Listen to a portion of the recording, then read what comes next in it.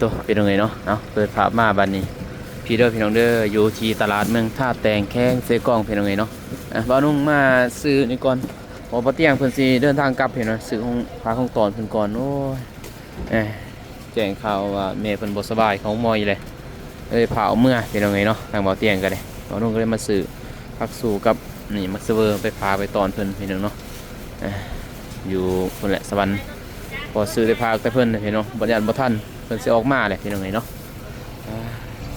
กราบทักทายสบายดีสวัสดีเด้อพ่อแม่พี่น้องหมดสุขสุขคนพี่น้องกันยินดีต้อนรับเข้าสู่สองบ้านนุ่งคือเก่าคือเดิมพ่อแม่พี่น้องเนาะมากับพี่น้องเนาะสบายแห้งๆเต็มสบายดีเด้อพ่อแม่พี่น้องว่าทุกคนทางเล่าให้ฟังค่ะต่างประเทศกับพ่อสวัสดีสบายดีเด้อชิงสองพ่อล้างตาคือกับพี่เลยซื้อมาร์คเซเวอร์พี่น้องเนาะไปพาเพื่อน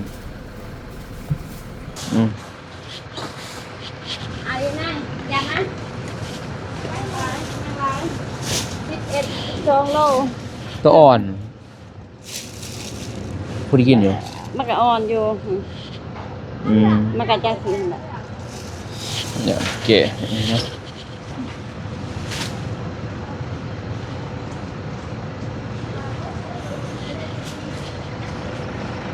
ตลาดเมืองแถวแตงตอนเสาร์เบามิกวันนี้เป็นเมื่อเวียงอย่างไรเนาะเมื่อทำงานหาเงินอย่างไรเนาะเป็นกะถ่ายคลิปกะบ่ได้เป็นจัง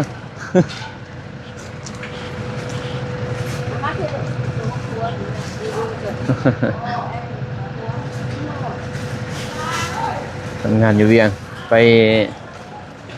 อยู่น้ำพี่น้องนี่เนาะอยู่เวียงเลยมาสิดีแหละ12 โลแสนหาเป็นแสนเก่าละรวมหมดกับนี่เด้ผักสู้โดยครึ่งนึงบ่โดยเป็นแสนเก่า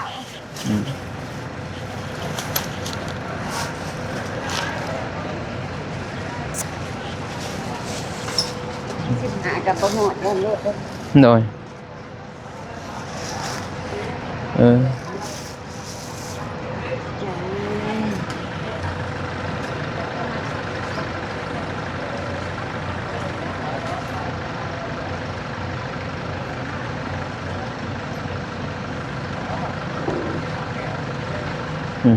โดยขอบใจ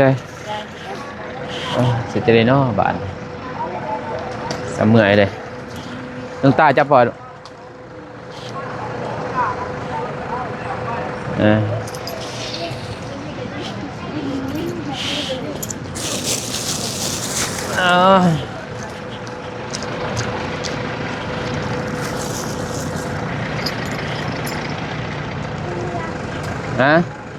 ่ยไปที่ตึก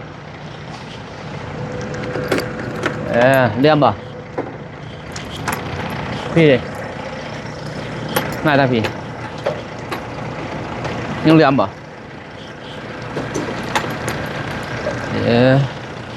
นี่จะได้บาทนะ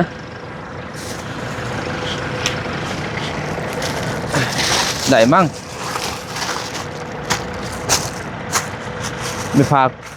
เพิ่นยังไงเนาะแต่เพิ่นเจ็บเศรษฐกิจจะบ่อยากสัตว์เนื้อของหมอเลยเนี่ยบ่นะสบายเข้าของบ้านเห็นเนาะมาโน่ว่าสิขึ้นไปนั่นแหละพี่น้องเนาะเห็นอยู่ลูกสิขึ้นไปเฮ็ดหัวแหละทางเบาเตียงแหละแต่ว่าเบิ่งก่อนเห็นเนาะถ้าว่าเพิ่นสิไปเอาไอ้แดงแล้วเดี๋ยวก็เขาไปมาโน่ก็สิเขาไปเบิ่งพี่น้องเนาะไปนั่นแหละเจอกันเพื่อนไปขึ้นลูก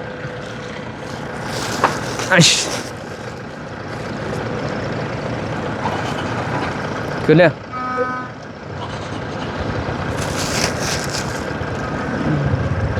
ไป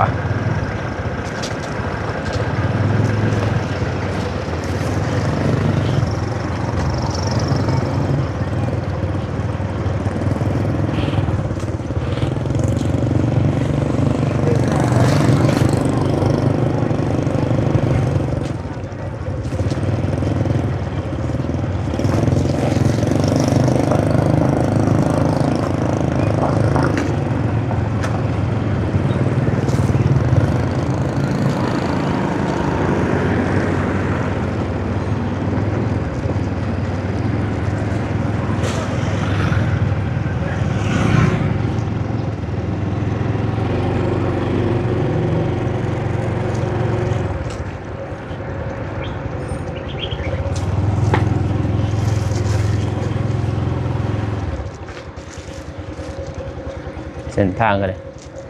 ไปเลย ทางเข้าบ้านบ่าวน้องเป็ดซอยไปเจอกันที่เพื่อนเลยตัวพี่น้องเลย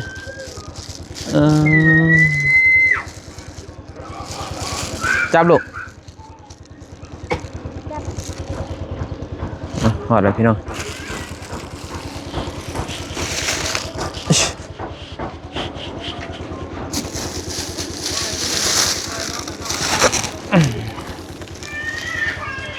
ไงมีตัวแกตัวอ่อนนะบ่แกนะมันใหญ่ซื้อบ่มันห้าอย่างนี่มีทำนี่ก็ดีแล้วตัวแกมีตัวอ่อนเพราะว่ามันนั่นเป็นอะไรเนาะจับเลยไปเมียนรถก่อนไป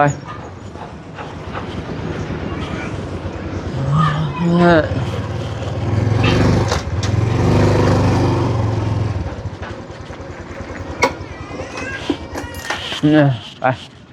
ยังไงไปลวกมีแล้วลูกอันนี้มีมีแล้วสบายเด้อว่าบริเห็นกองด้นเลยเป็นยังไงเนาะบริเห็นออกกองด้นเลยสบายดีว่าว่าที่เนยบริออกกองด้นเลยนี่เว้ยออกกองด้นเลยฝากตู้ในเด้อมันพ่อแม่FCเด้อเอ็นดูร้านเอวาในเด้อพอดี3 เดือนป้ายมา3 เดือนปลายเขา4 เดือนสิเขา4 เดือนแล้วเด้เว้ยมู4 เดือนแล้วเด้เว้ยเนาะเขา4 เดือนแล้วเด้นี่เด้ยิ้มอีกเว้ยมันยิ้มอีกเว้ยมันยิ้มอีกเว้ยมันยิ้มอีกเว้ย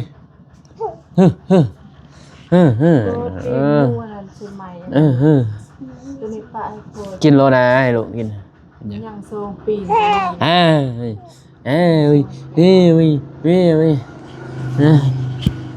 โอเคพี่น้องเนาะซื้อนั่นพาเพิ่นจักสิเอาจักบ่เตียงเพิ่นบ่อยากเอาหรอกแต่ว่าบ่ลงซื้อพาตอนเพิ่นเนาะกับกระทันหันเห็นเนาะอังเบาเตียงกะทางแม่บ่เขาแม่เป็นเขาห้องหมอห้องบ้านนั่นแหละโรงพยาบาลเห็นเนาะพอเห็นคืนนี้เพิ่นก็แสนหาว่าแม่บ่สบายสิเมื่อแต่เช้าแน่เพิ่นว่าบ่แม่นแต่เช้าก็สิไปเอาแดงก่อนนะตามว่ากันว่านี่สิไปเอาแดงแล้วก็สิเฮ็ดหยังนั่นแหละอยู่ในดินใหม่เพิ่นพี่น้องเนาะเพราะว่าสีเฮ็ดละหัวเนี่ยจางไอ้แดงเพิ่นน่ะนะก็เลยสิไปเอาไอ้แดงบัดนี้จนเราออกมาบ่าวนุ่งก็ยังบ่ทันสวยหน้าสวยตาแล้วเสร็จมาพี่น้องเนาะกำลังตื่นแล้วก็นั่งสวยหน้าสวยตาจริงๆออกบ่าวนุ่งบางทีขี่รถจักรนี้ไปถ้าบอกก็พอสิลงมาเด้อันนี้เราเมื่อทักคนเลยเด้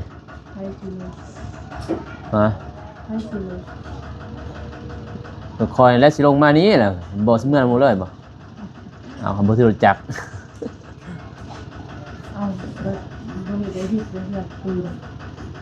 เฮ็ดหยังเงินดองเพื่อนเราเฮ็ดละหัวบ่ได้เฮ็ดเพื่อนได้บ่ค่อยใจ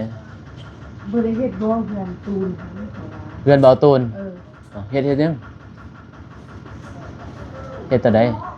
เอาก่อบ่ได้ก่อดอกก่อมันบ่มีเงินได้เพิ่นแบะประตูสิได้ก่อเลยพี่น้อยเนาะนี่แต่สิว่าเฮ็ดเรากลัวบ่เตียงนั่นแหละพี่น้อยเนาะเพราะว่าบ่เตียงเพิ่นซื้อมามื้อนั้นเอาลง200ป้ายพี่เนาะ270นี่แหละที่เบา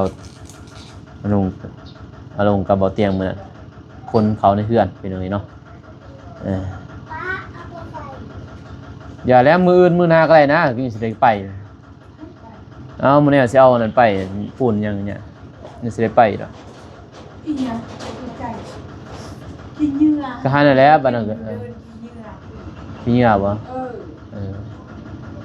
มันเป็นเดินไปเอารถเข้า เอาหลุดโลกเอาแก่กับข้าว นะเพื่อเสร็จอีหยังของมา เพิ่มมันแค่นี้ อีหยังเจ้า เอาไว้ เอาลูก นี่พี่น้องเอ้ยจ๊ะเอจ๊ะเอเอ้ยจ๊ะเอเอ้ยจ๊ะเอเอ้ยจ๊ะเอเอ้ย นี่พี่น้องเอ้ยจ๊ะเอเอ้ยเอวาลินเปิดโอ้ไอ้เงี้ยจะไปดีปลาลุงอ่ะเบิ้งจะไปดีปลาลุงเว้ยจะไปดีปลาลุงอ่ะเบิ้งน่ะเบิ้งจะไปดีปลาลุงจะไปดีปลาลุงเบิ้งอ่ะจะไปดีปลาลุงอ่ะเบิ้งไอ้บ้ากำลังเข้ากล้องแล้วพี่น้องนี่เนาะแต่พุ่นแหละโดนเนื้อบ่ได้เข้าเนาะโอ้ยโดนเนื้อได้บ่ได้เข้าเด้อนะสบายดีเด้อปลาลุงเด้อสบายดีเด้อเนาะ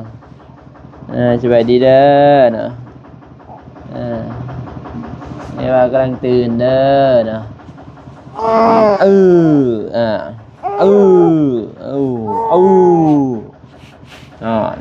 ออกกำลังกายเลยเดี๋ยว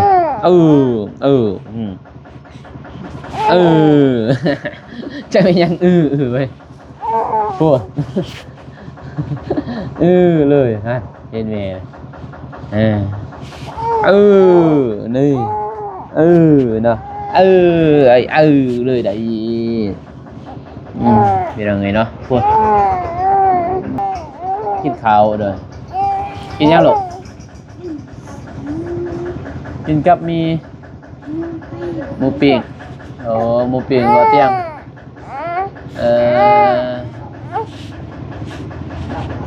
หมูปิ้งบ่เตียงเนาะพอเตียงเพิ่นซื้อให้ตอนนั้นแหละโอ้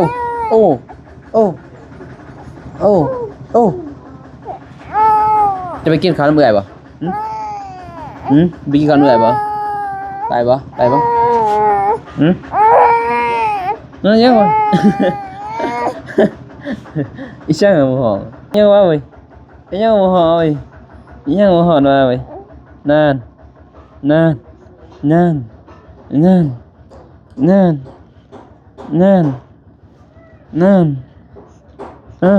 โอ้ยตื่นตื่นตื่นโอ้ตื่นเลยนี่แต่อีเนาะแต่อีเนาะแต่อีเนาะโอเคพี่ตรงไงเนาะจะรอท้าเพิ่นแล้วก็สิเอาเครื่องให้เพราะว่าเอาตอนนี้มันแก่พี่ตรงไงเนาะหมอนุ่งแล้วเพิ่นสิปลูกเอาเพราะว่าสำนี้แหละพาเพิ่น พาเพิ่นมาแล้วก็เพิ่นสิไปเลยบ่หรือว่าบ่นุ่งสิได้ไปก็เบิ่งก่อนพี่เนาะบ่นุ่งยังทันสวยหน้าก่อนโอเคพี่น้องคลิปนี้บ่นุ่งก็สิจบเพียงนี้ก่อนพอแม่พี่น้องเนาะก็ขอบใจขอบคุณทางผู้ใหญ่ใจบุญทุกท่านเนาะที่เข้ามาเบิ่งมาชมคลิปบ่นุ่งแต่ตอนจบคลิปพอแม่พี่น้องเนาะก็คอย FC ทุกท่านและผู้ใหญ่ใจบุญทุกท่านอยู่ดีมีแฮงหมดสุขสุขคนเด้อพี่น้องเด้อพบกันในคลิปหน้าคลิปนี้ขอกล่าวคำว่าสบายดีพี่น้องไปบ๊ายบาย